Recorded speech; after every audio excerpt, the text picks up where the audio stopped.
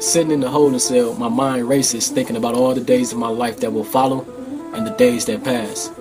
My heart starts to pound thinking about this new world I'm about to face. After 4.5 years locked down behind bars and doing the same thing day after day, I can't help but to be nervous. Looking down at my blues outfits as the inmates called them, I thought about all the people who still had to wear them. Never again, I told myself out loud. What you say? Folks asked. Folks was my homeboy. He was from the city that I was from. We were both from Flint and going home on the same day. He was about 6'1" and about 220 pounds, all muscle from years of working out. But his voice didn't match his build. But he always had a smile on his face. We met each other the first day I rode into Saginaw Correctional Facility. Being both from Flint, we instantly clicked. Folks was the sneaky type though. You know, quiet but very dangerous. He would later become a very trustworthy friend. I said I ain't never coming back here again. Me either. Folks replied. I sat back and I looked at the clock. It read 10 o'clock. It was definitely time to check out. The only thing now was to wait for my mother to pick me up.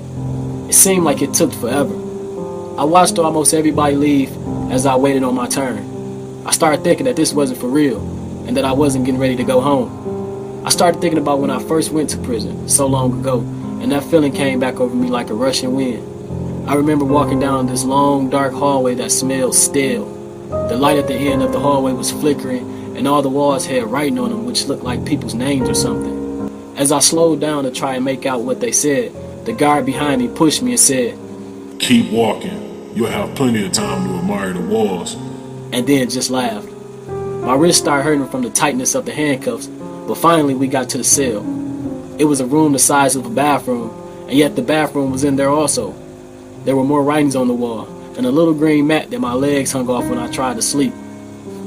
The walls told so many sad stories, and as I sat down not knowing what tomorrow held, I just prayed that it would be all over soon. Later, the other men in the cells around me started yelling from cell to cell, talking about what they have done in their life, where they've been, how they got here, and when they were getting out. All I could do was wish I was never here in the first place. Snapping back to reality, I felt sick, so I went to the bathroom to put water on my face. Upon opening the door, it smelled like an old folks' home. So I threw the water on my face and wiped it off with my shirt. I thought to myself, I got to get out of here. When I walked out, there was folks standing right there just smiling. What's up with you? Folks asked. Nothing, man. I'm good. He starts to laugh. What's so funny? I asked. You? I just looked at him and sat back down. It seemed like I had been in that waiting room for days. So I decided to get up and ask the guard, had my family got there yet? The guard replied, "Aren't you still in there? Go sit back down." Everything in me wanted to just snap, but instead I did what he said because in reality he still had the keys to my freedom.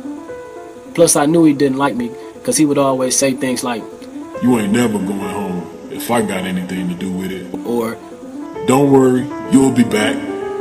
I just used what he said as motivation to change my outlook on life and to never end up in a place like this again. Still in my thoughts, the guard yells out, "Inmate 503883. Is this justice? Warning. Please be advised. There is a widespread conspiracy of epidemic proportion to grow and maintain America's prison population.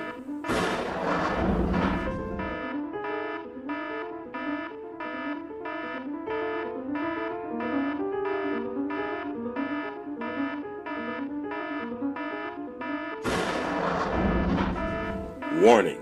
Did you know the United States of America is the world's leader in prison population, and more than 1 in 3 young black men without a high school diploma are in those prisons? Is this justice?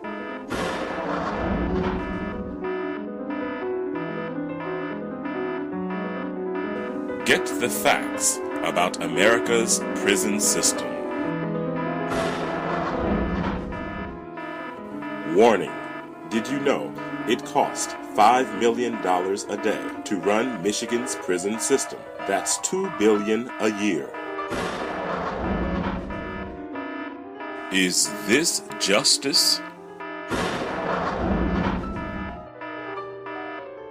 Warning. Did you know According to the Bureau of Justice Statistics, if current trends continue, 1 in 3 black men can expect to go to prison in their lifetime. Is this justice? Get the facts about America's prison system.